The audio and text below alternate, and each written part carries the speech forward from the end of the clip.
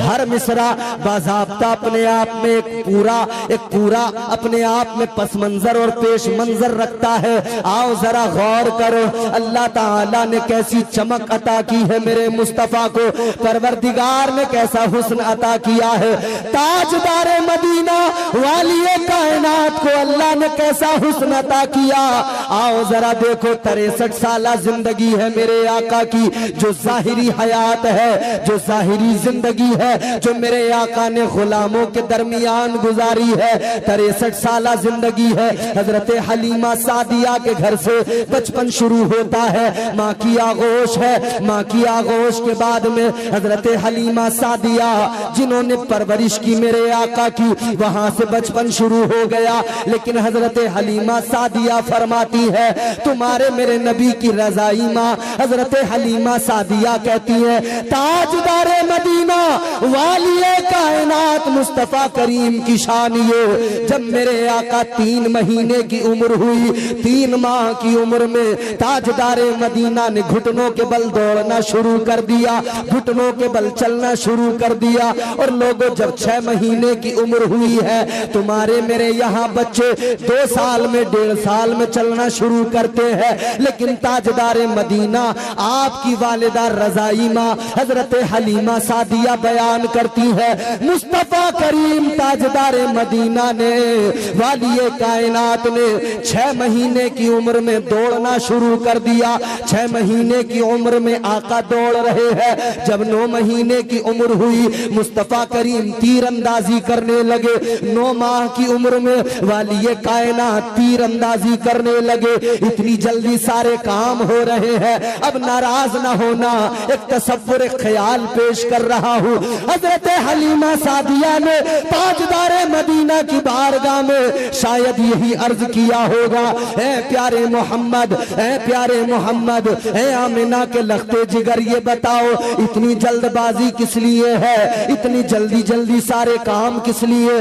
तुमने 3 माह की उम्र में घुटनों के बल भागना शुरू कर दिया, 6 महीने की उम्र में तुमने दौड़ना शुरू कर दिया, 9 माह की उम्र में तुमने तीरंदाजी शुरू कर दी, ये सब इतनी जल्दी किस लिए? तो मेरे मुस्तफा करीम ने गोया यही जवाब दिया होगा, ऐ मेरी रजाई माँ, अल्लाह ताला ने मुझे बाकी अंबिया की तरह हजारों साल की उम्र नहीं दी। अल्लाह ने पहले अंबिया को किसी को 1000 साल की उम्र अता की, किसी को 800 साल की उम्र अता की। गोया मेरे आका फरमा रहे हैं, मेरे आका गोया अपनी माँ को जवाब दे रहे होंगे, ऐ मेरी माँ, अल्लाह ने मुझे 1000 साल नहीं बल्कि 63 साल जिंदगी अता की है। जो जाहिरी जिंदगी है, जो जाहिरी उम्र अता की है, वो 63 साल जिंदगी है। उन 63 सालों में काम मुझे बड़े करने हैं। 40 साल तक तो नबूवत का ऐलान भी नहीं करना है, किरदार का मुजाहिरा करना है, दुनिया को अपना बनाना है, काफिरों के दरमियान रहकर उनसे अपने आप को सच्चा कहलवाना है, उनसे अपने आप को सादिक कहलवाना है। 40 साल के बाद में नबूवत का ऐलान करना है, फिर मुझे इस्लाम फैलाना है, फिर मुझे दीन का परचम बुलंद करना है, फिर मुझे अल्लाह का पैगाम सुनाना है। 40 साल के बाद में फिर ये काम भी करना है। आगे की मेरी जो 23 साल जिंदगी है, उस 23 साल जिंदगी में मुझे मदीना भी जाना है, अबू बकर को सिद्दीक अकबर भी बनाना है, उमर को फारूक आजम भी बनाना है, उस्मान को गनी भी बनाना है, अली को हैदर कर्रार भी बनाना है, इसी उम्र के अंदर बेसर को अबू जर बनाना है, इसी कम उम्र के अंदर बिलाल को काबे की छत पे भी खड़ा करना है। इसी उम्र में सारे काम करने हैं। तो मुझे अपने झूले में ज्यादा देर नहीं रहना है, अपने बचपन में उलझ कर नहीं रहना है। उम्र कम है, काम ज्यादा है। जब मेरे आका ने अपनी माँ को ये जवाब दिया होगा, तो अल्लाह ताला ने उसी मंजर को फिर कुरान में बयान कर दिया। अल्लाह ताला ने फरमाया, लाअमरुका इन्नहुम लफी सकरतिहिम यामहून।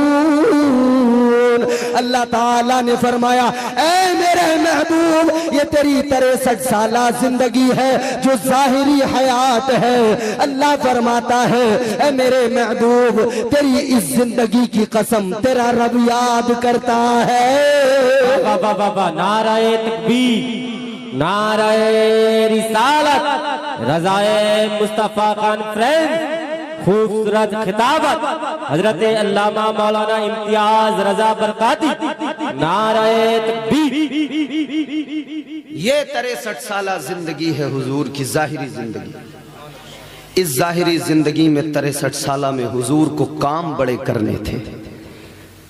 तुम्हें और मुझे जो इस्लाम मिला, दीन मिला, शरीयत मिली, ये इश्क मिला, ये मोहब्बत मिली, रहमान का पता मिला, कुरान मिला, यही जाहिरी 63 साला जिंदगी है नबी की, जिस 63 साला जिंदगी ने गुलामों को सब कुछ अता किया है। क्या क्या दिया है इस 63 साला जिंदगी ने? तौहीद से शुरू करो, तौहीद से शुरू करो। कुरान अल्लाह ताला फरमाता है, परवरदिगारे आलम ने फरमाया इन्नल्लज़ीना क़ालू रब्बुनल्लाहु सुम्मा इस्तक़ामू ततनज़्ज़लु अलैहिमुल मलाइका। अल्लाह ताला ने फरमाया ये 63 साला नबी की जिंदगी है जिसने मुझे और आपको कुरान दिया, रब का फरमान दिया। अगर नबी ना होते तो कुरान कहां से मिलता? अगर नबी ना होते तो दर्स जिंदगी कहां से मिलता? अगर नबी ना होते तो जीने का सलीका कहां से मिलता? अगर नबी ना होते तो तौहीद का करीना कहां से मिलता? अल्लाह के कुरान ने मिजाज दिया, वही कुरान जो मेरे आका के कल्बे अतहर पे नाजिल हुआ, उसी कुरान में अल्लाह का पैगाम आ गया, तौहीद आ गई। अल्लाह ताला के कुरान ने कहा वो लोग जो अल्लाह पर ईमान लाए, वो जिन्होंने कहा हमारा परवरदिगार अल्लाह है, हमारा रब अल्लाह है। अल्लाह ताला का कुरान कहता है सुम्मा इस्तक़ामू, और वो इस पर इस्तिकामत के साथ डटे रहे, वो इस पर कायम रहे, वो इस पर डटे रहे कि हमारा रब परवरदिगार है, हमारा खालिक व मालिक अल्लाह है, हमारा परवरदिगार हमारा खालिक अल्लाह है। वो लोग जो डटे रहे, जिन्होंने अल्लाह को मान लिया, जिन्होंने परवरदिगार को अपना रब मान लिया, एक खुदा की इबादत में लगे, एक परवरदिगार की बारगाह में सर झुकाने लगे, फिर उनके लिए अल्लाह ने फरमाया, अल्लाह ताला का कुरान कहता है जिन्होंने अल्लाह को रब माना, जिन्होंने परवरदिगार को अपना खुदा माना, फिर उनकी शान ये है कि उनकी हिमायत के लिए, उनकी मदद के लिए अल्लाह ताला फरिश्तों को भेज दिया करता है। जोर से बोलो और मोहब्बत से बोलो। कौन आता है? फरिश्तों के लिए, फरिश्तों को मदद के लिए अल्लाह भेजता है। अल्लाह सलामत रखे, शादाबाद रहे, तौफीक हक अता फरमाए परवरदिगार। अच्छा लगा हमारे करीब लोग आए, हमारी बात सुने। हम चाहते हैं कि असल जो इस्लाम है वो दुनिया तक पहुंचे, इस्लाम की साफ सुथरी तस्वीर दुनिया तक पहुंचे। इस्लाम है क्या? आज अगर कोई इस्लाम पे उंगली उठा रहा है, कसूर मेरा है, कसूर तुम्हारा है कि हमने असल इस्लाम लोगों के सामने तक पहुंचाया ही नहीं है। हम इस्लाम पहुंचाएं, फिर देखें जमाना हमारी तरफ देखेगा। फिर मदद को आते हैं कौन? फरिश्ते, फरिश्ते, फरिश्ते अल्लाह भेज देता है, मगर पहले बंदा अपने रब से वो रिश्ता बनाए कि वो रब को रब माने, तो उस पर भरोसा मजबूत करे, तवक्कुल, इस्तिकामत होनी चाहिए कि हाँ मेरा रब अल्लाह है।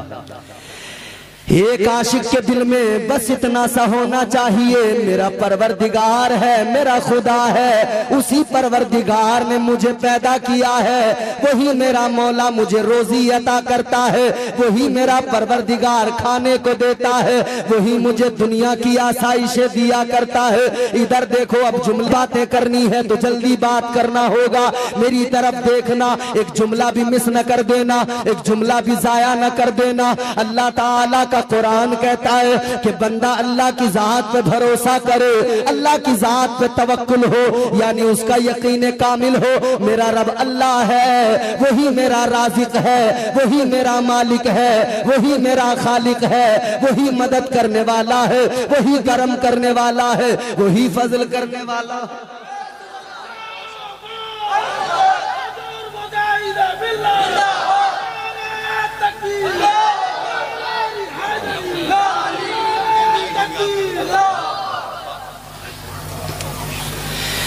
वो परवरदिगार खालिक कायनात,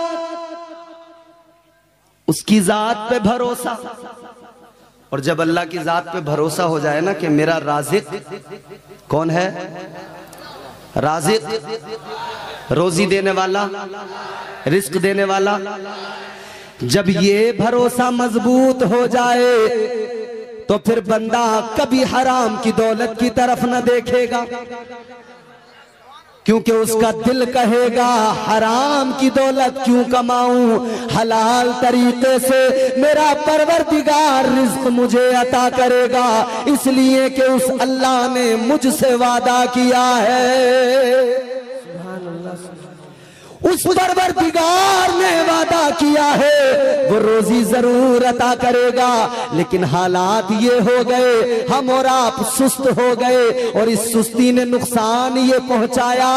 हम ये चाहते हैं मेहनत न करनी पड़े, रातों रात घर बैठे बैठे अमीर बन जाएं, रातों रात करोड़पति बन जाएं। अभी वर्ल्ड कप हुआ, कितने नौजवानों ने ड्रीम 11 पे सट्टा लगाया था, क्या सोच के लगाया था, यही सोच के तो लगाया था रातों रात करोड़पति बन जाऊंगा, रातों रात अमीर बन जाऊंगा, मैच देखते देखते मालदार हो जाऊंगा, अमीर बन जाऊंगा। तुमने देखा होगा तुम्हारे मोबाइल पर यूट्यूब वगैरह पर ऐड भी आ रहे थे, कोई कह रहा था मैंने 1 करोड़ जीत लिए, कोई कह रहा था मैंने 50 लाख जीत लिए। याद रखना, हराम की दौलत 1 करोड़ हो या 10 करोड़ क्यों ना हो, जितना चाहो कमा लो, मगर हराम की दौलत रुसवा कर देती है, दुनिया में भी रुसवा करती है, आखिरत में भी रुसवा कर देती है। हलाल कमाओ, हलाल रोजी दुनिया में भी इज्जत का बाइस बनती है, आखिरत में भी इज्जत अता करती है। और जब तुम कमाने निकलोगे, मेहनत करोगे, तो परवरदिगार का वादा है तुम मेहनत करो मैं तुम्हें नवाजूंगा, तुम मेहनत करो मैं तुम्हें अता करूंगा, तुम मेहनत करो मैं तुम्हारे रिज़्क का इंतजाम करूंगा।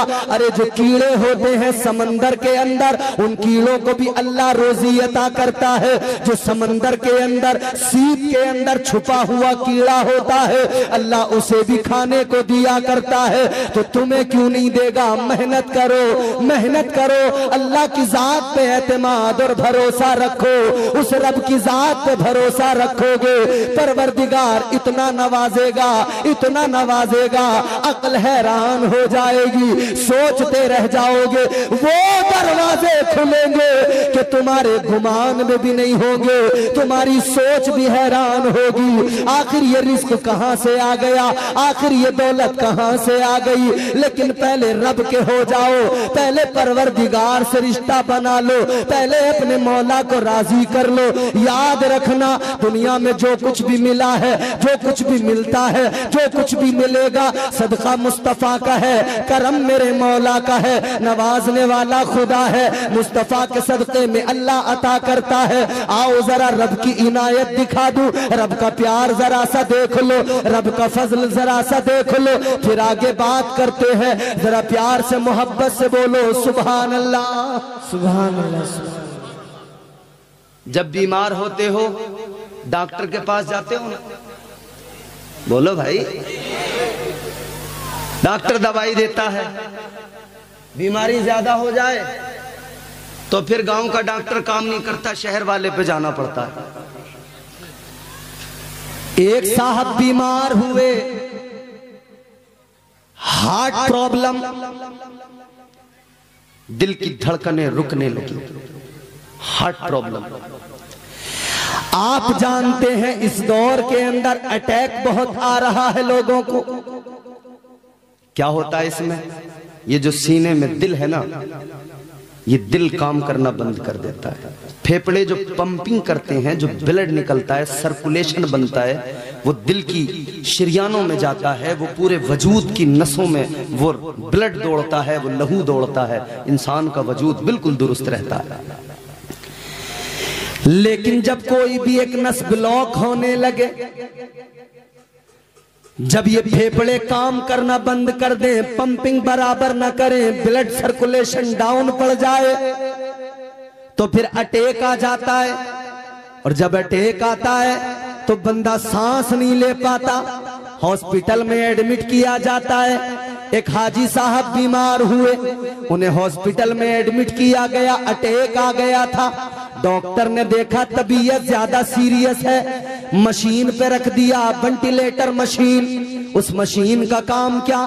वो मशीन ऑक्सीजन देती है, दिल की धड़कनों को काबू में रखती है, दिल की धड़कनों को मेंटेन करती है, ऑक्सीजन बराबर देती है। अगर फिर भी काम न बने, एक मशीन होती है बाईपाइप मशीन, उसको लगाया जाता है, बंदे को आसानी से सांस आता रहता है, मरीज आसानी से सांस लेता रहता है। हाजी साहब बीमार हुए, अस्पताल में भर्ती किया गया, डॉक्टर ने मशीन पे रख दिया। एक दिन मशीन पर रहे, 2 दिन मशीन पर रहे, 3 दिन मशीन पर रहे, तीसरे दिन जाकर आराम आ गया, तबीयत अच्छी हो गई। तो डॉक्टर ने कहा अब तुम्हें डिस्चार्ज कर देते हैं, तुम्हारी छुट्टी कर देते हैं, अब घर चले जाओ, दवाई खाते रहना और तुम जो है 5-6 दिन में एक बार दिखाने आना। डॉक्टर ने पर्चा बना दिया, बिल बना दिया, डिस्चार्ज कर दिया। बिल 1 लाख रुपए का बन गया। हाजी साहब के सामने बिल आया, बिल को जब हाजी साहब ने देखा तो आंखों में आंसू आ गए, बिल को देखकर रोने लगे। जब उस बिल के पर्चे पे 1 लाख देखा, अब तवज्जो करना और बात को जरा करीने से, कायदे से, सुकून से सुन लेना। हाजी साहब की नजर बिल पे पड़ी है। जब उन्होंने बिल का पर्चा देखा, 1 लाख रुपए का बिल बना हुआ था, आंखों में आंसू आ गए। जब वो रोने लगे तो डॉक्टर आगे आया, डॉक्टर आके कहने लगा ए हाजी साहब क्या हुआ, किस लिए आप रोने लगे? शायद ये बिल आपकी हैसियत से ज्यादा हो गया, शायद आपकी औकात से ज्यादा हो गया, शायद आप 1 लाख रुपए देने की हैसियत नहीं रखते, शायद आप 1 लाख रुपए देने की औकात नहीं रखते। इतना सुना तो वो हाजी साहब कहने लगे ए डॉक्टर, मैं तेरा बिल देख के नहीं रोया, 1 लाख की वजह से नहीं रोया। तो कहा किस लिए रोने लगे? फिर रोने की वजह क्या है? अगर बिल देख कर नहीं रोए तो किस लिए रोए? हाजी साहब कहने लगे ए डॉक्टर, 1 लाख तो क्या, अगर 2 लाख का भी बिल होता, मैं हंसते हंसते तेरा बिल अदा कर देता, मैं हंसते हंसते तेरा बिल दे देता। तो डॉक्टर कहने लगा रोए किस लिए? हाजी साहब कहने लगे इसलिए मेरी आंखों में आंसू आ गए कि मुझे अपने मौला का प्यार याद आ गया, अपने परवरदिगार की मोहब्बत याद आ गई, अपने रब का करम याद आ गया। फरमाने लगे 3 रोज तेरे अस्पताल में रहा, 3 रोज तेरी मशीन पे रहा, तेरी मशीन में ख्याल रखा है, ऑक्सीजन दिया है, दिल की धड़कनों को चलाया है। 3 दिन के अंदर ए डॉक्टर तूने और तेरे स्टाफ ने ख्याल रखा है, मगर मैं हैरान हूँ 3 दिन के अंदर तूने 1 लाख का बिल बना दिया, मगर मेरी 60 साल उम्र हो गई। मेरा परवरदिगार हर दिन मुझे ऑक्सीजन भी देता है, हर दिन मेरा मौला, मेरा परवरदिगार मुझे ऑक्सीजन भी देता है, मेरे दिल की धड़कनों को भी चलाता है, लेकिन मेरे रब ने कभी आज तक मुझे कोई बिल बना के नहीं दिया है। नारे तकबीर, नारे रिसालत, मसलक आला हजरत हुजूर सरकार मुजाहिद मिल्लत हजरत अल्लामा व मौलाना इम्तियाज बरकाती साहब किबला नारे तकबीर। कभी अल्लाह ने बिल मांगा? ये सांसें जो चल रही हैं अल्लाह ने इसके बदले कोई बिल मांगा? अल्लाह रोज ऑक्सीजन दे रहा, कभी अल्लाह ने कहा ऑक्सीजन देता हूं लाओ बिल अदा करो? ये उसका प्यार है, ये उस रब की मोहब्बत है, ये उस रब का करम है। जहन हाजिर करो, आगे बढ़ो, रोजी देने वाला खुदा है, जिंदगी देने वाला खुदा है। अल्लाह ताला वो शान रखता है, परवरदिगार ने ऐलान फरमाया तबारकल्लज़ी बियदिहिल मुल्कु व हुवा अला कुल्ली शैइन कदीर। अल्लाह ताला मुल्कों का मालिक है, बड़ी शान वाला है, बड़ी अजमत वाला है। तो दुनियादार पे भरोसा न करो, अपने परवरदिगार पे भरोसा करो। दुनिया तो धोखा देती है, बोलो। ये दौर इतना खतरनाक आ गया हजरत, भाई भाई को धोखा दे रहा है। बोलो, सच्चा दोस्त रात दिन दोस्ती की बातें करने वाला वही दोस्त का गला दबा देता है। ये सच्चाई नहीं है। रात दिन साथ रहने वाला ही गद्दारी कर देता है, दोस्त ही दोस्त का गला दबा देता है, भाई भाई पे भरोसा नहीं करता, उसे धोखा देता है। किसने सिखाया ये धोखा? ये दुनियादारी ने हमें और आपको धोखा सिखाया। हम दुनियादार बन गए, फकत दुनियादार बनोगे नुकसान उठाओगे। ताजदारे मदीना वाली कायनात के गुलामों जरा तवज्जो करो, दुनियादार ना बनो, दीनदार बनो। दुनियादार बनोगे दुनिया तुम्हें रुसवा करेगी, जलील करेगी।